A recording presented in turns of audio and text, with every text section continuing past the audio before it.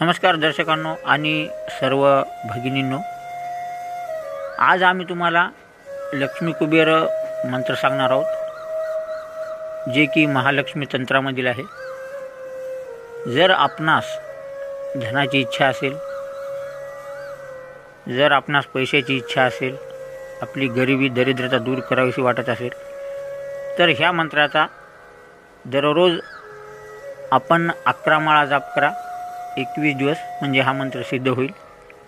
आणि ह्यानंतर आपण दररोज 1 माळ्याची जाप करायची आहे, म्हणजे आपल्या घरामध्ये सर्व प्रकारची सिद्धी येईल। आपल्या घरामध्ये धन, पैसा, ऐश्वर्य तसेच महालक्ष्मीची प्राप्ती होईल आणि आपले सर्व दुःख दूर होतील। आपल्या घरामध्ये सर्व प्रकारचे यश मिळेल।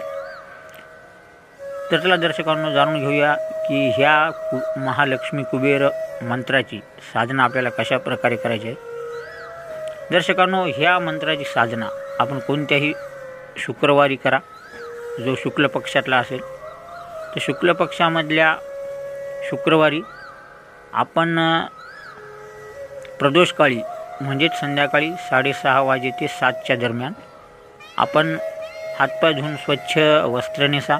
आपल्यासमोर एक शिवलिंग ठेवा। शिवलिंगाची पंचोपचारी पूजा करा।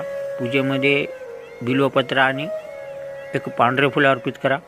समोर दीप लावा, सुगंधी धूप लावा, जेणेकरून वातावरण सुवासिक बनेल। त्यानंतर पंचोपचारी पूजा केल्यानंतर आपण रुद्राक्षाच्या माळेवर ह्या महालक्ष्मी कुबेर मंत्राचा 11 माळा जाप दररोज करा। 21 दिवस म्हणजे हा मंत्र सिद्ध होईल। आणि त्यानंतर दररोज सकाळी आंघोळ केल्यानंतर या मंत्राचा केवळ आपण 1 माळा जाप करा आणि काही दिवसातच या चमत्कारी मंत्राचा आपण गुण बघा। तर ह्या चमत्कारी मंत्राच्या प्रभावाने आपल्या घरामधील सर्व निगेटिव्ह एनर्जी दूर होईल।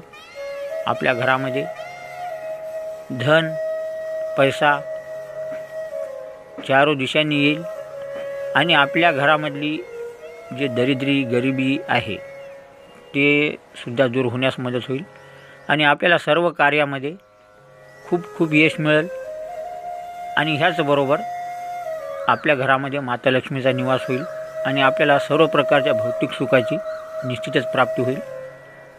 तर दर्शकांनो, हा महालक्ष्मी तंत्रामधील खूप शक्तिशाली मंत्र आहे।